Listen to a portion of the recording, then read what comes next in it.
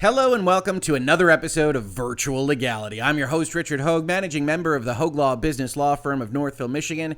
And if you aren't sick of Microsoft times Activision and the many government machinations that go along with it, well, then you probably haven't watched my almost 7-hour-long stream from earlier this week, in which I go over every single detail brought by the Competition Markets Authority of the United Kingdom against Microsoft, as well as Microsoft's return volley, all of which you can see as part of the 37th video in the Microsoft times Activision playlist. This will now be the 38th video, and we've got some cleanup items for you. We've got some misconceptions out there online about what folks are seeing with various documents, and we've got a review that was asked of me by many folks. Before we get into those details, I do want to point out this is a channel supported by viewers and listeners like you. Please check out our Utreon. Please check out our Patreon, our YouTube subscribership.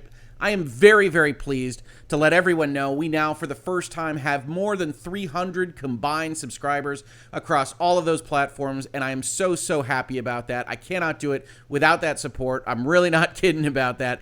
Thank you so much, and please do check out those platforms if you like conversations about the business and law of video games and other pieces of the pop culture that you and I love so much. Now, in terms of details, I want to talk about a few things. First of all, the CMA actually responded to Microsoft's response a few days ago before I did that stream, but I didn't cover it because it wasn't that detailed. But folks asked me for my comments on it. Here's the Games Industry Biz article about those responses, in which they say the UK's Competition and Markets Authority today released an issue statement laying out a number of concerns with the proposed Microsoft acquisition of Activision Blizzard and dismissing several of the Xbox makers' key arguments. The first question it tackled was whether or not the acquisition would result in Xbox making Call of Duty exclusive, foreclosing in the CMA's vernacular, something Microsoft has said it has no intention of doing, but is only committing to keep on PlayStation for several years.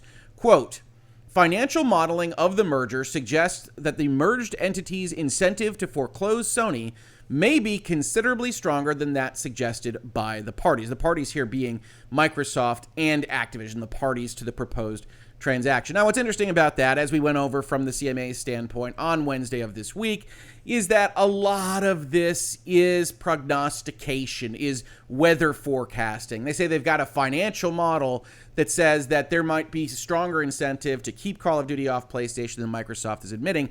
And here is one of those areas where, as I said before, I think Microsoft might be extending themselves a little too far.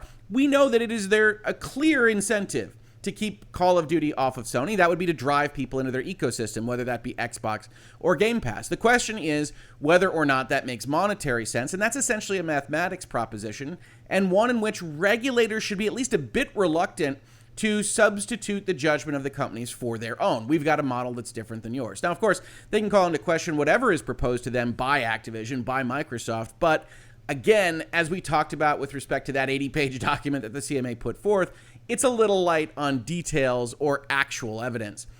Continuing, Microsoft's past business practices suggest that it may be willing to make losses in the short term in order to build scale and increase its user base. They point to the Bethesda acquisition for the most part here, ZeniMax, Starfield, Elder Scrolls, those kinds of things. Microsoft returns volley and says, well, those are not games with communities. We've kept games that have communities on the various platforms the entire time. Call of Duty is a game with a community. You can see we've done that with Minecraft, and I don't really think the CMA either properly grapples with that in this response, or that you can dismiss that argument from Microsoft in its entirety. I do think Call of Duty is special, more special than Microsoft admits, and I do think Microsoft would be wise to say, sure, we do take other things off of other systems, just like our main rival Sony does. Let's take a look at Modern Warfare 2 right now. Let's take a look at Silent Hill 2 as they announced this week, that kind of thing. But Microsoft has a pretty good argument to say we aren't in the business of busting up communities, and we would prefer not to do so because that's where our money lives. Right? We don't have an incentive because we have money there. Talk to the CMA, talk to the regulators in terms that they can understand coming from a business perspective, because frankly, they're assuming that you are just twirling your mustache and swimming in Scrooge's money bank, and you're going to do the thing that makes you the most money in the short term every single time. Explain that to them and not just argue over rhetoric, which is what I think Microsoft has caught itself doing a little bit here. It also dismissed arguments that Microsoft would keep Call of Duty multi-platform simply to avoid public backlash, saying it did not identify any persuasive evidence that Microsoft would be deterred from engaging in total or partial foreclosure strategies by the prospect of reputational damage. And here again is one of those few areas where I think the CMA probably has the right of it against Microsoft. Microsoft would experience a bare minimum of reputational damage for pulling Call of Duty from the PlayStation ecosystem, especially now that just mere observers of the gaming industry can see that Sony is acting very hostilely towards Microsoft and their acquisition. So Microsoft would have a pretty good position to say, you know what, we don't brook any of this. You want to fight full out, let's fight full out. And I think for the most part, console warriors and outside observers would be okay with that from the Microsoft brand side of things. Given how an exclusive Call of Duty could shape consumer decisions around which console to buy, the CMA determined that it would impact Sony's ability to compete with Microsoft, which would have a detrimental impact on overall competition in the market and ultimately harm consumers. And this is where Microsoft properly says, that's a raw assertion. We're going to take one game away from Sony, and suddenly the market leader for 20 years can no longer compete with us? How in the world does Nintendo do it? And Microsoft has by far the stronger argument on those grounds. Now, you'll see here at the end of this article from a few days ago that the parties who want to weigh in on the issue statement have until October 28th to respond to the CMA in writing, and the CMA has gone out even more publicly than that as of yesterday, which is what a lot of people wanted me to comment on and maybe deliver comments in respect of to the CMA directly. CMA calls on the public for its views on Microsoft's acquisition of Activision Blizzard. UK regulators said that open comments can also be provided for its eventual provisional findings. Now, this article talks about this comment period. We're going to talk about that as well. We'll come back to it in just a minute. But a lot of people said, hey, is this normal? Does the CMA even do this? And the answer to this is very definitely yes. So if we look at Facebook/Giphy, the transaction that the UK just quote-unquote blocked, we might talk about that a little bit more, but suffice it to say, made it very difficult for an American company to operate in the UK under if they don't do this. Well, you can see that it's a very long process that the CMA engages in. And we can go back all the way to the beginning and read up like we're reading old email threads, and we can see all of these dates where they're talking with the various parties. And as of June 2020, they had a period of an invitation to comment. The Competition and Markets Authority is considering whether it is or may be the case that this transaction has resulted in the creation of a relevant merger situation, is big enough for us to talk about, and if so, whether the creation of that situation may be expected to result in a substantial lessening of competition. That SLC we've talked about so much. To assist with this assessment, the CMA invites comments on the transaction from any interested party. These comments should be provided by the deadline set out above. So you can see very early on, this is actually before I believe their phase 1, they go and they ask that of the people. Go and talk to us. Now, I will tell you this. I'm not going to submit any comments to the CMA on this. You might think, why not, Rick? I'm an American citizen. I'm an American lawyer. I have contacts in the industry, including at Microsoft, and I don't feel that I am in the appropriate position to make a comment to the UK's competition authority on this particular issue. Now, I've got the videos out there. People can put those videos in attachments if they so choose. But I'm not going to be going out there and making a separate commentary. I do not want to be a part of the story. I want to talk to you all about the story, and we can go from there. Now, if we scroll up, we also get a little other tidbit of information here, right? I'm an American lawyer. I have said I do not have the experience going directly through the appeals process on one of these in the UK, and folks have come out and said, well, there isn't going to be any litigation on this. Well, that's not quite how it works. First of all, as I said in that Wednesday video, the Competition Appeal Tribunal is a litigatory environment. It might not all be judges, but they issue judgments, they have control, and if you want to appeal from here, as is evidence in this little list, you can go to the Court of Appeals. So Facebook goes and says, no, we're not going to do that to the CMA. They go up to the Competition Appeal Tribunal. The Competition Appeal Tribunal makes a judgment. They say, actually, we don't like that, so we'd like to take it to the Court of Appeals. The Court of Appeals accepts that appeal. They go to the Court of Appeals. They lose there, and then there's another merger inquiry as of the start of 2021, which leads us all the way through these various dates and responses and paperwork. And then by the time you arrive in the spring of 2022, there's another order inviting comments during the phase 2 process. So right now we're between phase 1 and phase 2 in the UK. They say, as according to Games Industry Biz here, we're happy to take public comment, or as they quote, at this point, we invite anyone, including members of the public, to share their views with us. During the analysis of the evidence phase of the investigation, the CMA will proceed with obtaining and reviewing evidence of the merger. Eventually, it will hold hearings with Microsoft and Activision Blizzard about its findings. If we think the merger could have a negative impact on competition, we also start thinking about potential solutions to those concerns, what we've been referring to under UK parlance as undertakings. In America, it's a consent decree. Either way, it's concessions. Things that you can promise one of these regulators that you could do, you could spin off, you could agree to have happen for the next 10 years or what have you, so that they can say, all right, if you've agreed to that, then we don't see a real problem, at least not one that the market can't adjust for. So they're going to be going through that process at this time. And at this juncture, anyone can reply to the provisional decision of the merger. Afterwards, the final decision on the acquisition will follow. So everyone's been invited here. And the one commentary I would have is that the CMA has no idea what they just asked for. Because while I'm going to stay out of it, because I've already said my piece in some 40 videos here on this playlist, others are going to be animated about this topic. As I've said in other spaces, either in Hangouts or other places online, one of the really interesting things about running this channel and running this show in Virtual Legality is that although I talk about all manner of very sensitive topics, very controversial topics, not too often, but I do talk about them, it isn't those topics that result in hate mail. It isn't those topics that result in thousands of DMs or other contact points with me. It tends to be big-time Sony fans getting mad at me for saying things about Horizon pricing, or big-time Xbox fans getting mad at me, saying mean things about the way that they conducted their launch of the Xbox Series X and the Halo reveal and what's happening behind the scenes and their organization, their messaging, and things like that. Companies are all made of human beings, and those human beings, like everyone, including myself, are prone to making mistakes. I talk about those mistakes and how I would do things in a different way very often in this space. But it's only when the console war hits that I get fraudulent, erroneous reviews of my law firm from Sony fans or Microsoft fans. I get hate mail, I get emails, I get DMs from people that just think I'm a Sony pony or an Xbot. So I hope the CMA is ready, because they are going to get comments from all across the land that maybe aren't going to be so substantive and maybe a little bit cruel. We already addressed on Wednesday's stream that I don't think it's fair to ascribe corruption to the CMA, that reasonable minds can differ on the philosophies at play here, even though I am one of those reasonable minds and do not believe that this deal should be blocked under the laws of the UK, the US, and the EU.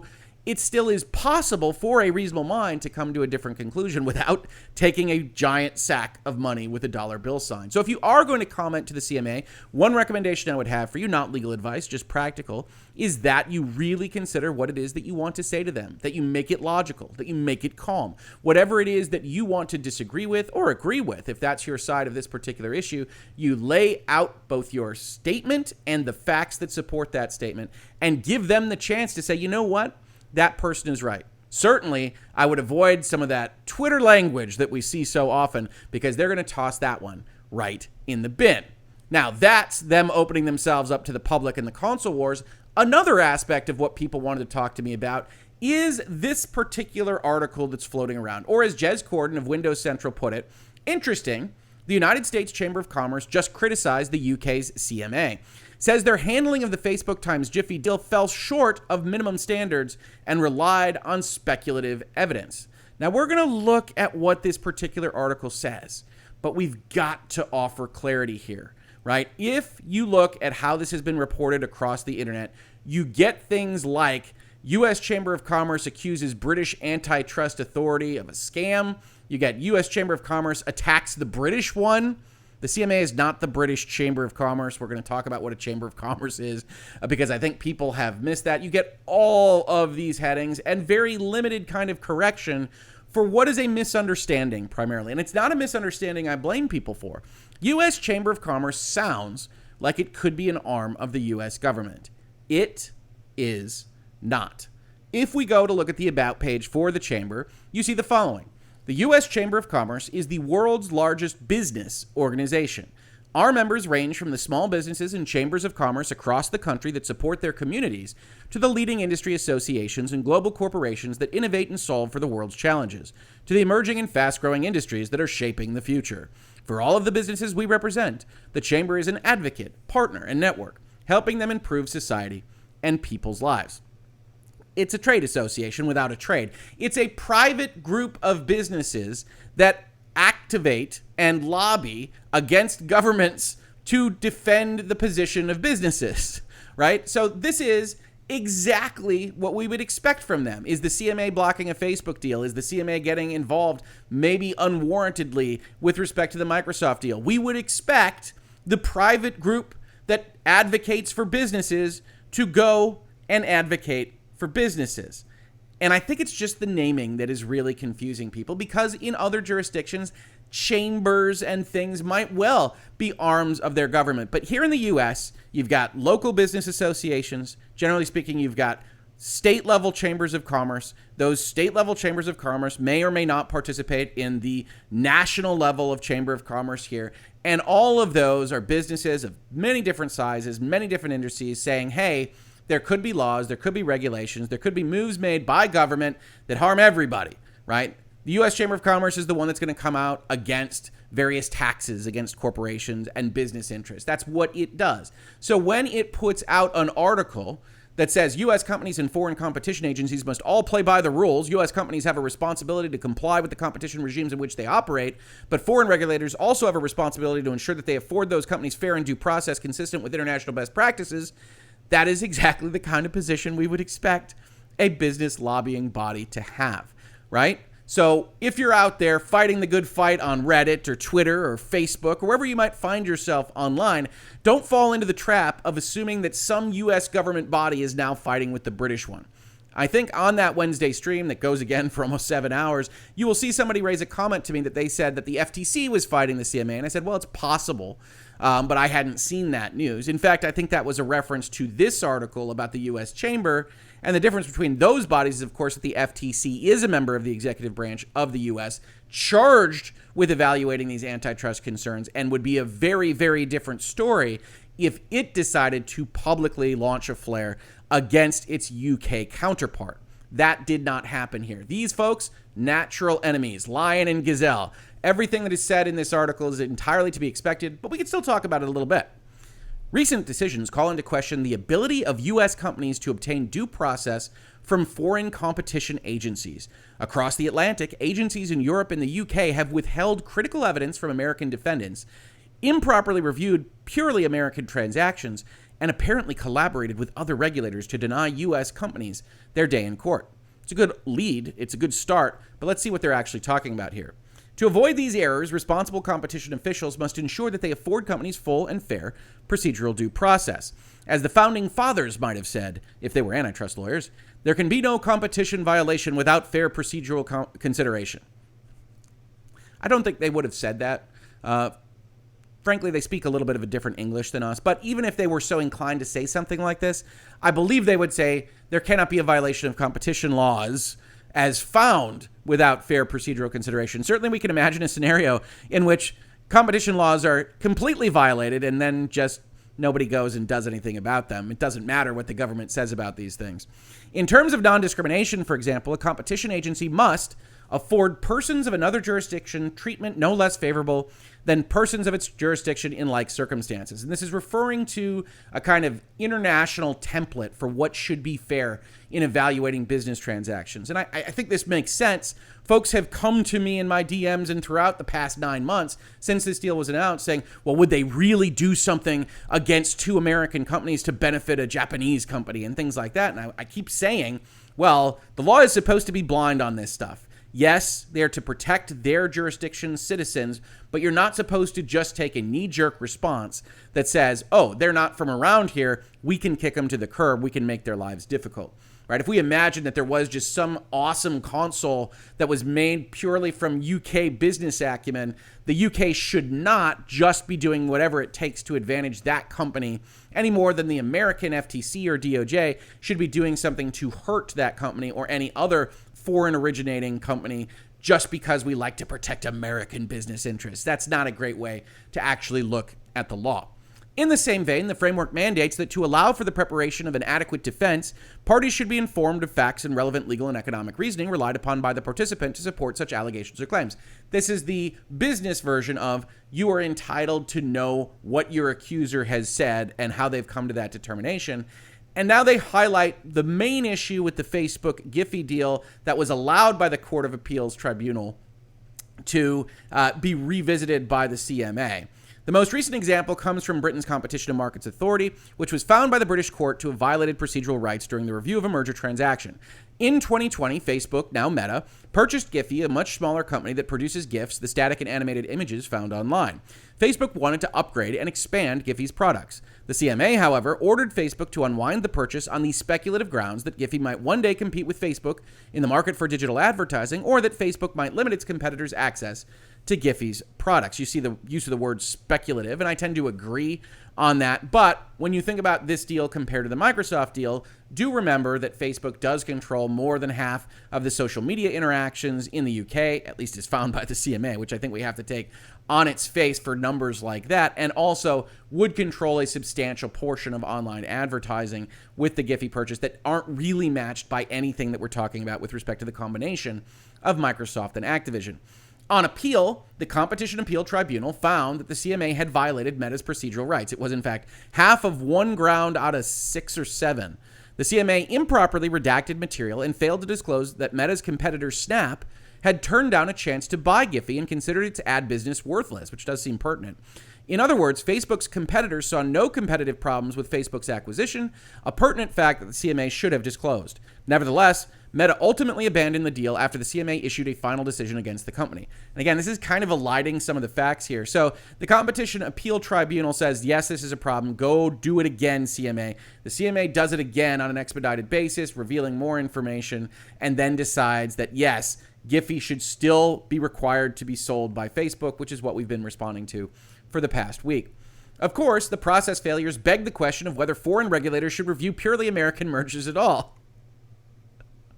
Yes, they should. Facebook's transaction involved American companies, employees, and shareholders with an established American legal framework to address any competitive concerns. Giphy earned no revenue in the UK and had no physical presence or employees there. Now, that no revenue in the UK part is important. Giphy was essentially a floundering company when Facebook picked them up, and I think probably leans towards allowing Facebook to do that. But again, I'm not in charge of these regulators. It is worth noting that with no specific business access from this company, that maybe should have been taken into account by the CMA a little bit more. That said, this paragraph is pure BSery, right? All of these various jurisdictions that get American products sold into them have the right to control exactly what their marketplace looks like. That's what sovereignty means. So while we might not like it, and heck, I'm an American business lawyer, I don't like it from regulators stopping deals that I might otherwise be involved in, they 1,000% have the right to do that, and they don't have to depend on, God forbid, our Congress to make sure their people and their competition and their market is protected. So they have an interest, they have a right. I know that this particular article is written as very kind of angry about that concept, but they 1,000% have that right. The need for a transaction to have a legitimate local nexus to the jurisdiction that is conducting a review is critical to ensuring that mergers and acquisitions can be efficiently reviewed only by those jurisdictions where the transaction presents a material impact on competition. In other words, you have to actually be selling things into that market. And yes, Giphy might not have been, but Facebook certainly is. And if you think Facebook can do bad things to that market, a reasonable mind could come to that conclusion. And as I said, those jurisdictions have the right to evaluate these things, even if I think, as is the case with Microsoft times Activision, they might otherwise be doing it wrong. But the purpose of looking at this article was to point out that no matter what you might see reported on in various places, this is the business lobbying group saying business is great, government shouldn't get involved as much, which is exactly what you would expect them to say. So not really a story there, not really as interesting as it might otherwise be presented. And Jez, to his credit, notes as part of this thread that they are, in fact, a lobbying group and that you should discount what they say, even though it doesn't quite make the news headline item when you look at like the difference between 1,800 likes here and 300 here. So you want to be careful with that. And speaking of Jez, the very last thing I want to talk to you all about on this particular video is an article that a lot of people asked me to respond to. Right, so Jez writes for Windows Central. Windows, of course, being a property, an intellectual property of Microsoft, pretty slanted towards Microsoft, pretty slanted towards their Xbox bases. Nothing wrong with that, especially if it's obvious. Windows Central, very obvious name. We know what we're going to get here. And so I'm not going to do a lot of heavy lifting responding to this. It is as expected, but I will also note it's also a little bit angry, right? So some Xbox fans are getting into this place of what I would describe as frustration. And I can't say that I blame them, but I would point out that Microsoft and Activision gave the year date of finishing this deal at the middle of 2023 for a reason. They knew that regulators would very likely have some things to say about this deal. And while I think the CMA has probably gotten more aggressive than they anticipated, they did know that this would take a while. So if you are frustrated, makes sense. You're seeing some of this fought out in public when, honestly, this is the exact reason I wouldn't recommend fighting these things out in public. But if the CMA is going to publicize, you have every reason to publicize your defense. So I don't blame Microsoft for that. And this frustration is hopefully unwarranted. As I said in that stream, I still have it as more likely to go through than not with limited concessions that won't change the fundamentals of what Microsoft is buying here. But I do think that it continues to get reduced as we see CMA talk about these things. It will be very interesting to see if the European Commission has thoughts that they publicize at the top of November. If they do, we'll cover that in this space, and actually seeing exactly what these regulators are signaling. We are not going to hear anything from the FTC. People ask that. In respect to the U.S., they basically go under and talk only to the parties because they think this kind of publicity makes the deal harder, makes it trickier to actually come to a legitimate consent decree and to actually work with one another. And based on these reactions to the CMA, I can't say I disagree. On Tuesday, the UK's Competition and Markets Authority blocked Meta from acquiring the GIF platform Giphy, despite previously buying a series of rising social media platforms. Goldman Sachs also helped a client offload a mountain of Activision Blizzard shares this week, sending a pretty clear signal that there's still a lot of doubt. Now, I will say, to anybody dumping stock or moving things around the stock market, you do have to take into account we are in an absolutely wild economy.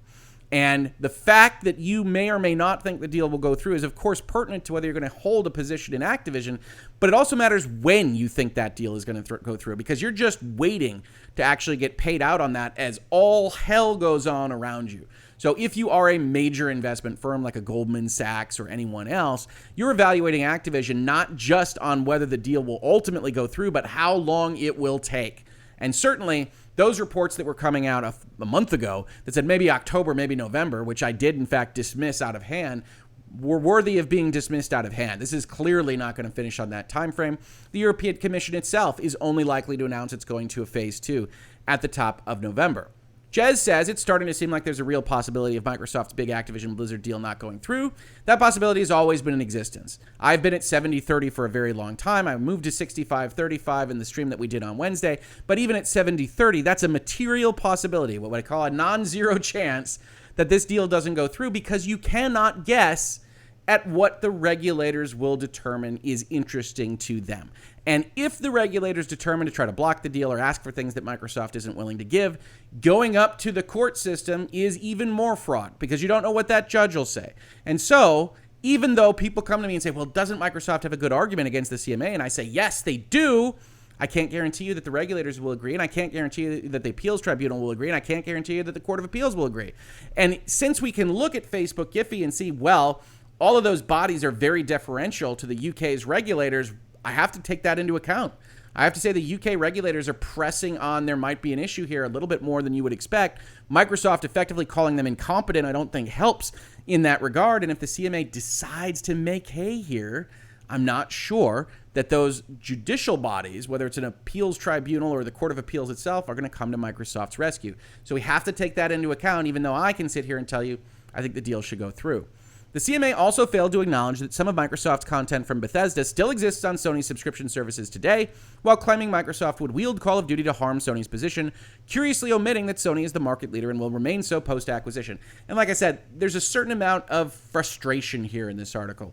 The document handwaves Microsoft's assertion that Nintendo is successful without Call of Duty by claiming Nintendo isn't even in competition with Xbox and PlayStation, which is a problem with their argument, which we called out in our stream.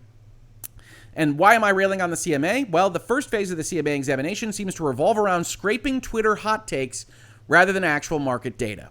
And while I can agree that the CMA does not present the level of evidence we would hope to see for what are their determinations, phase 1 isn't really where that evidence lives. That comes in phase 2. Do I think they're looking at Twitter hot takes? I don't.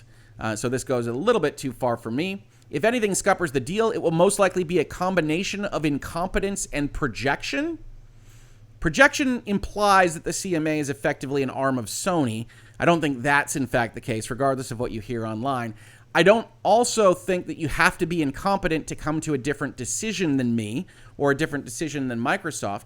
even though I think the CMA has failed in its primary purpose of explaining why it might otherwise think there's an issue here. So since they're going into phase 2, I'm willing to say they might come to a different conclusion. And projection, if it's not because it's Sony as an arm of Sony and is instead prognostication, is unfortunately what antitrust regulators do and are called to do. They have to try to guess at that counterfactual. They have to guess at what would this universe look like if we don't allow this deal through, and what does this universe look like if we do, and that's all guesswork. I'm sorry to say this is one of the vaguest, most gray area levels of law because that guesswork is required of these regulators. Microsoft dismissed the CMA's opposition as misplaced, and frankly, there isn't a better word to describe it.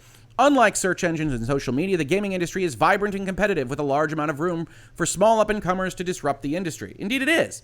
But the argument against it, if you want to take up the CMA sword, is that if Microsoft gets too big of a stranglehold on cloud gaming and subscription services, that vibrance will be lost. You do not have to agree with them. I do not. But they have an argument, and you have to grapple with that argument rather than just saying they're crazy or ridiculous. The phrase "be careful what you wish for" comes to mind with regard to this whole situation, as I feel PlayStation's intervention with regulators has effectively given Microsoft a mandate to take the gloves off and return to the aggressive days of the Xbox 360 era. They might. For years, Microsoft has behaved like a company that wanted to coexist with PlayStation for the good of the industry at large. Yes, right, we've talked about this. They have acted like they want to increase the pie and that harmony makes that pie increase. Now note, yes, that's good for the industry at large. It isn't specifically for the industry at large. It's for making their slice of the pie bigger. And that makes sense. That's a business strategy. We don't have to treat them like they are saints when you look at what they have decided to do over the past generation and a half. Meanwhile, Sony has garnered a reputation for carving out exclusive chunks of games like Destiny and Call of Duty to the detriment of Xbox and PC players. Detriment is, again, going to be in the eye of the beholder, because you do have situations where if Sony funds something extra, then all they did was fund something extra that exists and wouldn't have existed without their funding. So it does really require you to get in there on the logic. And while I don't like exclusives, there are situations where this thing might not have existed if Sony didn't pony up some marketing dollars, right?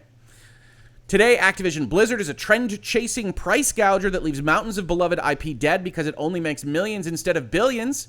Is most definitely an opinion. Don't ever accuse Jez of not being able to write an editorial or opinion piece here. But you see this frustration. You see this anger. Activision will be helped if it were in Microsoft's hands. Microsoft should be allowed. Sony is bad. Yeah. I don't think this is the strongest way to present your evidence because it's so self-evidently one-sided, but reasonable minds can differ even there. That's the regulatory irony here. Really, gamers, regardless of platform, would benefit from this deal with more games across more platforms. Maybe. Would gamers benefit from this deal? I don't know. I don't think it's obvious that they would be harmed by this deal, and so I would let it through. But will they benefit? It requires a crystal ball that I do not have. Microsoft could well take over subscription services. Subscription services could well take over video games. And if Microsoft, with its $2 trillion market capitalization, can just go and push everybody around, could gamers wind up on the bad end of that deal, regardless of pricing and everything else? I think it's possible. Sony may end up regretting getting involved, though, in a world where Microsoft has been sat down and told by regulators that Sony's way of doing business is the correct way. Sony could unwittingly move into a position where it loses bidding wars on content left, right, and center. Perhaps. Right, one thing that I've said from the outset of Virtual Legality, and certainly from the outset of Microsoft really opening up the piggy bank, is that Sony cannot compete on cash dollars. It cannot compete for exclusives that Microsoft wants, and so it has to be very careful and, as I like to say in this space, get weird about the way that it competes with Microsoft. That's why you see them gobbling up small companies that don't even have releases that they believe in terms of the management and the direction that those companies are going before they're valuable enough to show up on Microsoft's radar. And that makes sense as a Sony strategy. Could Microsoft decide to spend this $70 billion on getting exclusives if they are otherwise told they can't buy Activision? Of course. And would one of those exclusives likely be Call of Duty, at least on the bonus content side of things? Of course again. Microsoft could quite easily take up that Call of Duty marketing deal from Sony. The Xbox platform holder could dump a pile of cash on Square Enix for exclusive Final Fantasy games. Maybe. Square still wants its game seen by someone, and Microsoft hasn't proven its proposition for JRPGs. It could offer millions of dollars to make franchises like Monster Hunter, Grand Theft Auto, Persona, and who knows what else timed Xbox exclusives. It could take up Tencent's strategy, grabbing strategic and influential positions at companies through stock purchases to PlayStation's detriment. Again, perhaps. To the extent it gets blocked by a deal, taking ownership of stock, even if it's not controlling ownership, doesn't mean you get completely outside the realm of regulatory approval, even though it's going to be less scrutinized than if you were to take a controlling interest. So maybe. We don't know what Microsoft would do, so Sony should be concerned about it because you might have an angry gorilla with $70 billion in its pocketbook ready to go, but we can't say what'll happen. The firm will have $70 billion to play around with after all, plus in this inflationary economic climate, sitting on that cash is a big no-no. But remember, Microsoft doesn't have to invest it in video games, right? Microsoft could quite easily create a climate where PlayStation gamers end up deprived of more games than they would have been had Microsoft simply allowed to complete its transaction. I wrote previously that Sony knows Microsoft won't remove Call of Duty from PlayStation. It does not know that. Minecraft exists as a prime example, pulling in a ton of cash from remaining on PlayStation, and moreover, it isn't the bad guy. What isn't the bad guy in that sentence? Minecraft? Microsoft was hammered by the media for taking a timed exclusivity deal on 2015's Rise of the Tomb Raider. In fact, they brought it up in their response to the CMA, and it hasn't revisited that approach since. Yeah, they are chastened by trying to do exclusives and it not working out for them. The message regulators could end up sending here is that you have to do business like Sony. Perhaps most egregiously of all, the CMA seems hell-bent on preventing consumers from getting a better deal with Xbox Game Pass, despite the fact that's the body's entire reason for existing. Now, I know what Jez means here, right? But I can assure you the CMA does not exist solely to get gamers into Game Pass. The CMA says PC and Xbox gamers should have to pay $70 for Call of Duty instead of $10. Why? Simply because the market leader opted out of competing. It amounts to a dereliction of duty at best. Yikes. But that seems to be par for the course every time a government body takes even the vaguest interest in the video game industry. Now, that would be a stronger conclusion, I think, if it weren't self-evident that Sony is the bad guy in this article, Xbox is the saint, and that was always the way you were going to look at this particular argument. So I do think you could write this a little bit better. In terms of response, I think we understand where Jez is coming from, and I certainly understand the frustration. I think a lot of this is well written, and I think there certainly is a notion that Xbox having $67 billion, not 70 because they're going to owe some to Activision if this deal gets blocked, could go and do all manner of bad things if it decided to just say, well, we were going to lose that money anyway, let's spend it. But that's not usually how businesses work. They had a business plan. They had a big old binder of materials that explained how they're going to get that money back from the Activision's purchase, and they won't have that business plan ready to go necessarily if that deal gets blocked. Do they want to buy Final Fantasy? It seems unlikely to me. Could they, just to harm Sony? Yes. But they have fiduciary responsibilities just like any other corporation. So my response to this basically is it's understandable, but it probably goes a bit too far in the direction of Microsoft and puts a little bit too much of a black hat on Sony, who, after all, is just trying to do what the regulators allow it to do. The Sony argument is basically, wait, regulators, are you really concerned about this? Well, then we're going to ramp it up.